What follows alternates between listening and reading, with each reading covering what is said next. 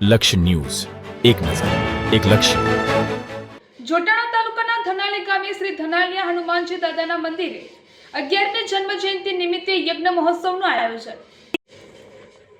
જોટાણા તાલુકાના ધનાલી ગામે શ્રી ઉમિયા માતાજીની અસીમ કૃપાથી અને શ્રી ધનાલિયા હનુમાન દાદાના આશીર્વાદથી 11મી જન્મ જયંતિના પવિત્ર દિવસે યજ્ઞ મહોત્સવનું ભવ્ય આયોજન કરવામાં આવ્યું હતું. આ પાવન પ્રસંગ સંવત 2082ના ચૈત્ર સુદ પૂનમના શુભ દિવસે તારીખ 2/4/2026 ઉજવાયો હતો.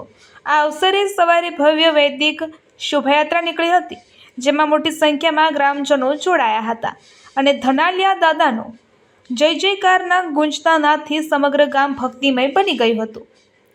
ભક્તોએ ઉમંગ અને શ્રદ્ધાભાવથી ભાગ લઈ ધાર્મિક ઉત્સવને ઉજ્જવળ બનાવ્યો હતો. આ પ્રસંગના મુખ્ય દાતા શ્રી લાલજીભાઈ છનાભાઈ પટેલ પરિવાર દ્વારા યજ્ઞ મહોત્સવને ધામધૂમથી ઉજવવામાં આવ્યો હતો. આ પ્રસંગે બપોર તથા સાંજે ભોજન પ્રસાદીની વ્યવસ્થા કરવામાં આવી હતી, જેમાં મોટી સંખ્યામાં ભક્તોએ લાભ લીધો હતો. ધનાલિયા દાદાનો મહિમા અતિ વિશાળ માનવામાં આવે છે. ગામના બહાર વસતા લોકો પણ આવા પ્રસંગોમાં હાજરી આપવા ખાસ આવે છે, જે ગામની એકતા અને ભક્તિનું પ્રતીક છે. આ પ્રસંગ દરમિયાન માનતા ધરાવતા ભક્તોએ નાના બાળકોને ગોળ અને સાકરથી વજન કાંટે તોલી માનતા પૂરી કરી હતી. આ ઉપરાંત દાદાના દરબારમાં કેક કાપવાનો વિશેષ કાર્યક્રમ પણ યોજવામાં આવ્યો હતો, જેને જોવા માટે ભક્તોમાં ભારે ઉત્સાહ જોવા મળ્યો હતો. આ યજ્ઞ મહોત્સવમાં યજ્ઞના આચાર્ય તરીકે શ્રી રાજેન્દ્રભાઈ રતિલાલ પંડ્યાએ મંત્રોચ્ચાર સાથે યજ્ઞવિધિ પૂર્ણ કરી હતી. ધ્વજારોહણ અને પૂર્ણાહુતિના પવિત્ર પ્રસંગે સમગ્ર વાતાવરણ આધ્યાત્મિક ઉર્જાથી પ્રફુલ્લિત બની ગયું હતું.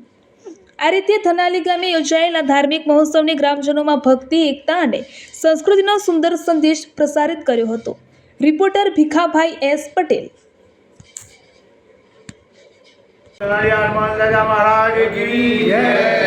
હું લક્ષ્ય ન્યૂઝ ચેનલનું સ્વાગત કરું છું.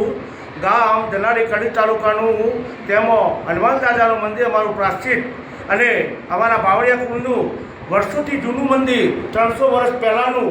એનું અમારે ઘડીઓને પણ કોઈ ખબર નથી.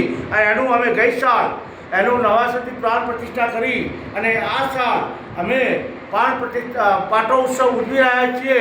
અને એના દાતા પટેલ લાલજીભાઈ છનાભાઈ ડોસલદાસ તરફથી અમને સર્વ ખર્ચાનો ભેટ મળેલ છે. બોલો ધનાલિયા હનુમાન દાદા કી જય. અને જમણવાર બધું ખૂબ સર્વે ખર્ચ લાલજીભાઈ છનાભાઈ ડોસલદાસ પરિવાર તરફથી મળેલ છે.